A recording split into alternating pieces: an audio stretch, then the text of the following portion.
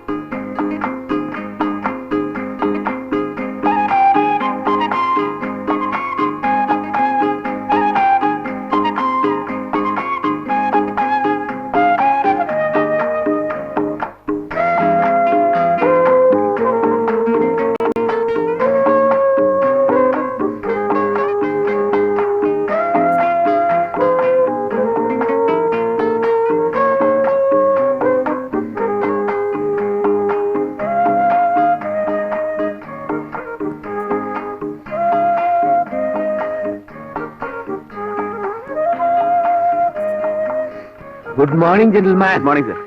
സിനിമാക്കാർക്കും ഇങ്ങനെ ചില നല്ല സ്വഭാവങ്ങളൊക്കെ ഉണ്ടോ? സിനിമാക്കാരാണെങ്കിൽ നേരെ അങ്ങ് ഓടിപ്പോവും. ഇതുപോലെ വഴിയിൽ വന്ന് അണച്ചു കുത്തിയിരിക്കില്ല. തനിക്ക് ചെറുപ്പായതുകൊണ്ട് അങ്ങനെയൊക്കെ തോന്നും. എന്റെ ഈ പ്രായം വരുമ്പോ നിങ്ങളൊന്നും ബെഡിൽ നിന്ന് എഴുന്നേക്കില്ല. എന്റെ സ്ഥിരം റൂട്ടാണിത്. ഓടി വന്ന് കുറച്ച് സമയം ഇവിടെ ഇരിക്കും, പിന്നെ തിരിച്ച് നടന്നങ്ങ് പോവും. ആ, താനും വാ, ഒരു കൂട്ടായല്ലോ.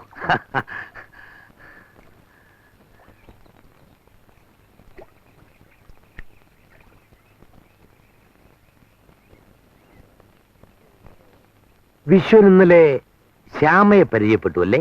ആ. അവൾ ഇന്നലെ മുഴുവൻ കരച്ചിലായിരുന്നു. എന്തു പറ്റി?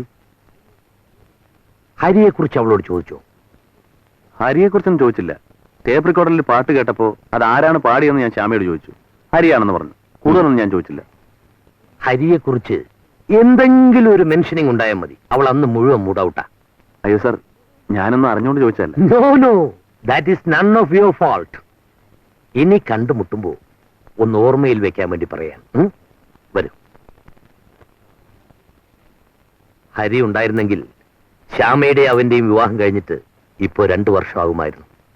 ആരായി ഹരി? എന്റെ സഹോദരിയുടെ മകൻ. ഹരിയുടെ പ്രസവത്തോട് അവൾ മരിച്ചു. അളിയൻ പിന്നെ മറ്റൊരു വിവാഹം കഴിച്ചു. 1-2 വർഷത്തേക്കൊരു കോണ്ടാക്ട് ഉണ്ടായിരുന്നു. ഇപ്പോ അയാൾ എവിടെയാണെന്ന് പോലും അറിയില്ല. ഹരി പിന്നെ ഞങ്ങളുടെ കൂടെയാണ് വളർന്നത്, എന്റെ സ്വന്തം മകനെ പോലെ. എന്റെ ഭാര്യയ്ക്കാണെങ്കിൽ ചന്ദ്രനേക്കാളും ശ്യാമയേക്കാളും സ്നേഹം ഹരിയോടായിരുന്നു. ഹരി ഇപ്പൊ എവിടെയുണ്ട്? ഒരു ബൈക്ക് ആക്സിഡന്റിൽ.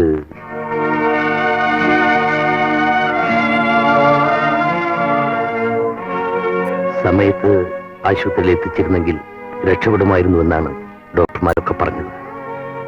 അപകടമുണ്ടായിട്ട് 3 മണിക്കൂറുകൾ കഴിഞ്ഞാണ് ഹരി ആശുപത്രിയിൽ എത്തിച്ചത്. അപ്പോഴേക്കും ഒക്കെ കഴിഞ്ഞു. ശ്യാമ പിന്നീട് കോളേജിൽ പോയിട്ടില്ല. ഒക്കെ വിധിയാണ്.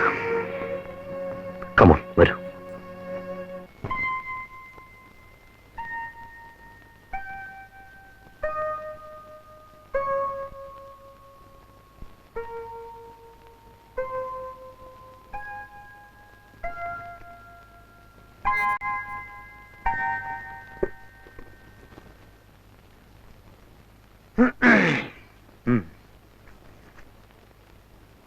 രഥോത്സവം.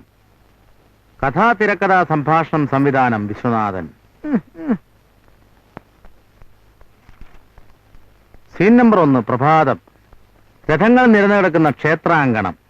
പശ്ചാത്തലത്തിൽ ഉടുക്കിന്റെ താളത്തിനോടൊപ്പം മുറുകി വരുന്ന ദേവീസ്തവം. ഉടുക്കിന്റെ താളത്തിനോടൊപ്പം മുറുകി വരുന്ന ദേവീസ്തവം.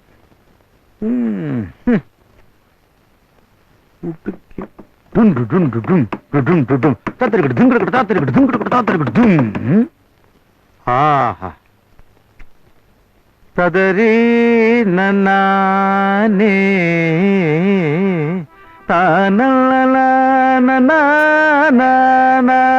താനലനാനാനാനീ തദരീ നന താലേ താനേ രോമം അല്ല രോമാഞ്ചം ഓ എന്റെ സംഗീതം കൂടി ഉണ്ടെങ്കിൽ പടം കലക്കും. തതരീ നന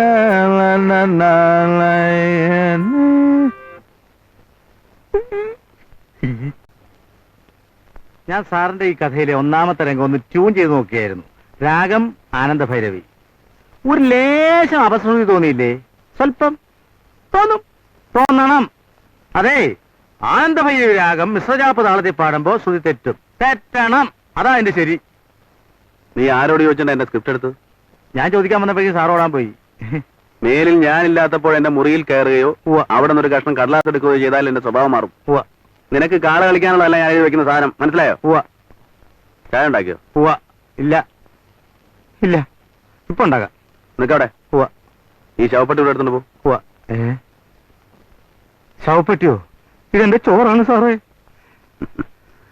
പോയി ചായ ഉണ്ടാക്കി.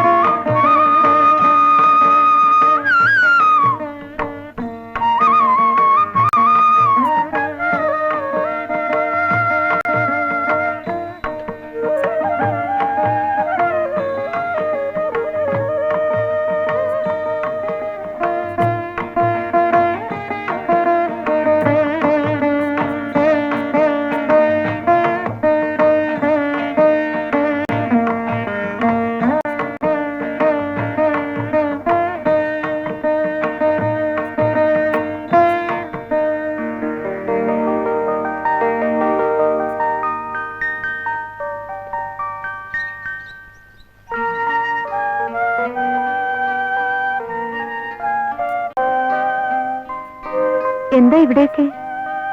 ഒക്കെ ഒന്ന് കാണാൻ. പുതിയ പടത്തിന്റെ പശ്ചാത്തലം ഇതൊക്കെയാണ്.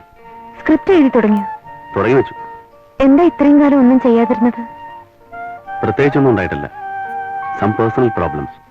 ഓർമ്മകളില്ലേ അവസാനം വന്ന പടം? ഇപ്പൊ 2.5 വർഷമായി കാണൂല്ലേ? ശ്യാമയ്ക്ക് നല്ല ഓർമ്മശക്തിയാണല്ലോ. സഞ്ചരിക്കുന്ന ഫിലിം എൻസൈക്ലോപീഡിയ. ഞങ്ങൾ സാറിന് ഫിലിം എല്ലാം കാണുമായിരുന്നു. ഹരിയാണെങ്കിൽ 2-3 തവണ കാണും. ഒരിക്കൽ കോളേജിലെ ഫിലിം ക്ലബിൽ വെച്ച് ഓർമ്മകൾ ബോറാണെന്ന് പറഞ്ഞൊരു കുട്ടിയെ ഹരി തല്ലുക കൂടി ചെയ്തു.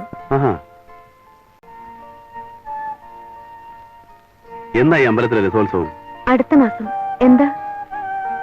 എന്റെ പുതിയ പടത്തിന്റെ പേര് രഥോത്സവം. ഇവിടെ ഇങ്ങനെ വർഷാവർഷം രഥോത്സവം നടത്താൻ പ്രത്യേകിച്ച് എന്തെങ്കിലും കാരണങ്ങളുണ്ടോ? വല്ല ഐതിഹ്യമോ കഥകളോ എന്തെങ്കിലും? ഉണ്ട്. എന്താ ഒന്ന് പറഞ്ഞുതരാമോ? പറഞ്ഞുതരാം. ഒന്ന് തൊഴുതിട്ട് വരട്ടെ. ഒരു 10 മിനിറ്റ്. ബോറടിക്കോ? ബോറടിക്കും. എന്നാലും കാത്തു നിൽക്കാം. കഥ കേൾക്കണ്ടേ? ഒരു രാജാവിന്റെ വകയായിരുന്നു ഈ പ്രദേശങ്ങളെല്ലാം പണ്ട്. പണ്ടെന്ന് പറഞ്ഞാൽ പണ്ട്. അതെ. രാജാവിന് ഒരേ ഒരു മകൾ, മങ്കമ്മ. അതിസുന്ദരി. അവളുടെ ജാതകത്തിന് ഒരു ദോഷം. വിവാഹം നടക്കില്ല. മുഹൂർത്തത്തിന് തൊട്ടു മുൻപ് വരന്മാരെല്ലാം മരിക്കാൻ തുടങ്ങി. രാജാവും മങ്കമ്മയൊക്കെ ആകെ സങ്കടപ്പെട്ട് കഴിയുമ്പോഴാണ് സുന്ദരനായ ഒരു രാജകുമാരൻ വിവാഹാലോചനയുമായി വന്നത്. അന്ന് രാത്രി മങ്കമ്മയ്ക്ക് സ്വപ്നത്തിലൊരു ദർശനമുണ്ടായി. 41 ദിവസം ദേവന്റെ മുമ്പിൽ ചെമ്പരത്തി പൂക്കൾ കൊണ്ട് അർച്ചന നടത്തിയാൽ വിവാഹം നടക്കുമത്രേ. അവൾ മറ്റാരും അറിയാതെ 41 ദിവസം അർച്ചന നടത്തി. വിവാഹത്തിന്റെ അന്ന് യമദേവൻ രാജകുമാരനെ കൊണ്ട് കടന്നു കളഞ്ഞെന്നും ദേവൻ പിന്നാലെ രഥത്തിൽ പാഞ്ഞു ചെന്ന് കുമാരനെ രക്ഷിച്ചെന്നും വിവാഹം നടത്തി എന്നൊക്കെയാണ് ഐതിഹ്യം. അന്നു മുതലാണ് വിവാഹപ്രായമായ പെൺകുട്ടികൾ ദേവൻ അർച്ചന ചെയ്യാൻ തുടങ്ങിയത്. ദേവനാള് വീരനാണല്ലോ. ഒരു 1-man ഇൻസ്റ്റിറ്റ്യൂഷൻ, മാരേജ് ബ്യൂറോ. കളിയാക്കൊന്നും വേണ്ട കേട്ടോ. ശക്തിയുള്ള ദേവനാ. രഥോത്സവം ഒരു നേർച്ചയായി നടത്തിയാൽ ഉദ്ദേശിക്കുന്ന കാര്യങ്ങൾ സാധിക്കുമെന്നാ വിശ്വാസം. ഞാൻ വരട്ടെ? കേറുന്നില്ലേ? ഇന്നില്ല. ഇന്നത്തെ ദിവസം രാവിലെ വീട്ടിൽ നിന്ന് ഇറങ്ങിയതാ. Good night. Good night. ആ ശ്യാമേ, വിവാഹപ്രായമൊക്കെ ആയില്ലേ? ഒരു 40 ദിവസം ചെമ്പരത്തിപ്പൂവൊക്കെ സംഘടിപ്പിച്ച് ദേവനെ ഒന്ന് മണിയടിക്കാമായിരുന്നില്ലേ? എന്റെ പ്രാർത്ഥന മാത്രം ദൈവം കേട്ടില്ല. ശ്യാമേ, ഞാനത് വെറുതെ ഒരു തമാശ പറഞ്ഞതാണ്. I am sorry. ഓ സാരമില്ല, ഇറ്റ്സ് ഓൾ റൈറ്റ്. ഇനി റൂമിൽ പോയിരുന്ന് ഒറ്റയ്ക്കിരുന്ന് അതോർത്ത് കരയരുത്. ഇല്ല. ശ്യാമ പോയിക്കോളൂ.